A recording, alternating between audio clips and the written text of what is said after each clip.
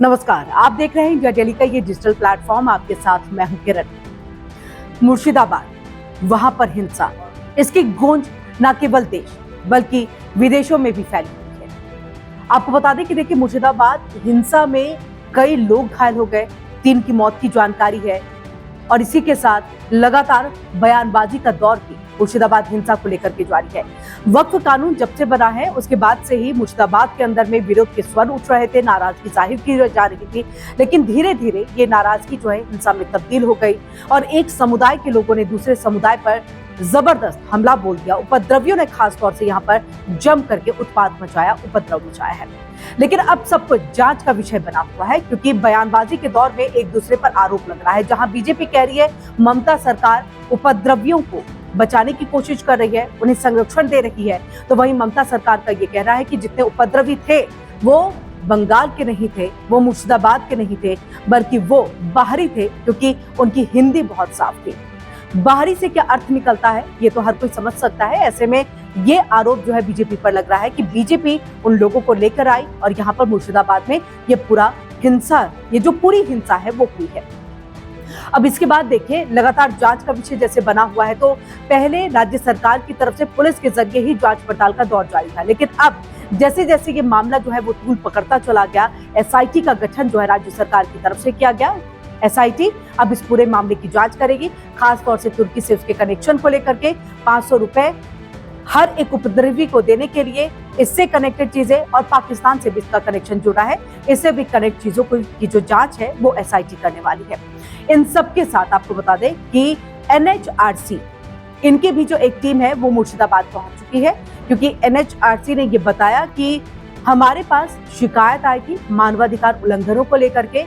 और इसी के आधार पर अब हम इस टीम को जो है वहां पर भेज रहे हैं, जो इस पूरे मामले की जांच करेगी, मानवाधिकार उल्लंघनों की जांच करेगी, पीड़ितों से मुलाकात करेगी, वहां की स्थितियों का जायजा लेगी और रिपोर्ट उसके लिए तैयार की जाएगी। उसके बाद एनसीडब्ल्यू यानी कि महिला आयोग अध्यक्ष की तरफ से भी इसको लेकर के बड़ा बयान देते हुए ये कहा गया है कि एक टीम जो है, यानी कि आज के दिन, शुक्रवार के दिन जो है मुर्शिदाबाद पहुंच जाएगी और यहाँ पर जो ग्राउंड रियलिटी है उसको जानने की कोशिश की जाएगी और खासतौर से महिलाओं के साथ जो उत्पीड़न हुआ है उसकी जांच भी महिला आयोग की तरफ से की जाएगी। इसके बाद राज्यपाल, पश्चिम बंगाल के राज्यपाल सीवी आनंद बोस, वो भी मालदा के लिए निकल चुके हैं। सियालदा रेलवे स्टेशन पर स्पॉट किए गए और उसके बाद अब मालदा की तरफ रुक कर गए हैं और वहां जाकर के उन्होंने कहा है कि मैं स्थिति का जायजा लूंगा, जमीनी हालात क्या कुछ है वो देखूंगा, हिंसा कहां से भड़की उसकी जानकारी लूंगा और इसी के साथ पीड़ितों से जो है मुलाकात भी करूंगा। इन सबके बीच में देखिए, ममता सरकार की तरफ से, यानी कि मुख्यमंत्री ममता बनर्जी की तरफ से ये बात निकल करके सामने आई कि हमने अनुरोध किया था, हमने अपील की थी कि आप ना जाएं, अभी वहां पर तनावपूर्ण माहौल है, आपके जाने से हिंसा और ज्यादा भड़क सकती है, स्थिति खराब हो सकती है, कुछ दिन का और इंतजार करें। लेकिन राज्यपाल ने इसको पूरी तरह से खारिज कर दिया और ये बात उन्होंने खुद मीडिया के सामने आकर के कही कि मैं वहां जाऊंगा, मुझे मना किया गया है, लेकिन फिर भी मैं जमीनी हकीकत जानने की कोशिश करूंगा और इसकी एक रिपोर्ट जो है तैयार करके केंद्र सरकार को दूंगा।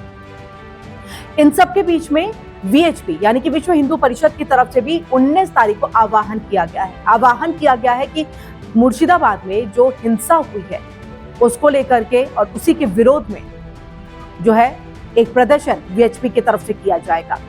लेकिन अब देखना यह है कि आज जब ये आह्वान किया गया वीएचपी की तरफ से, तो कल की क्या तैयारी ममता सरकार की तरफ से रहेगी, खास तौर से मुर्शिदाबाद, उसके आसपास के एरिया, या फिर यह हम बात करें कि कोलकाता के अंदर में, क्योंकि स्थिति बिगड़ सकती है, तनावपूर्ण हो सकती है। इन सबके बीच में बांग्लादेश से भी इसको लेकर के अब बयान का जो दौर है वो शुरू हो चुका है। अंतरिम सरकार मोहम्मद यूनुस की और यूनुस प्रवक्ता, यानी कि यूनुस सरकार के जो प्रवक्ता है शरीफुल आलम, उनकी तरफ से ये कहा गया है कि मुस्लिमों के हितों की रक्षा करिए। हास्यास्पद इसमें यह है कि मुस्लिमों की रक्षा की बात वो भारत में कर रहे हैं, जबकि खुद यहाँ पर उपद्रवी जो है वो एक समुदाय से आते हैं जिन्होंने हिंदुओं पर हमला किया। और वहीं बड़ा सवाल ये भी खड़ा होता है कि जब बांग्लादेश के अंदर में हिंदू जल रहे थे तो वहां पर क्यों नहीं हिंदुओं की रक्षा की? ये तमाम सवाल ऐसे हैं और इन्हीं सवालों के साथ आपको छोड़े जाते हैं। लेकिन तब तक के लिए इसी तरह के और भी वीडियोस देखने के लिए इंडिया डेली के डिजिटल प्लेटफॉर्म के साथ आप जुड़े रहिए। नमस्कार।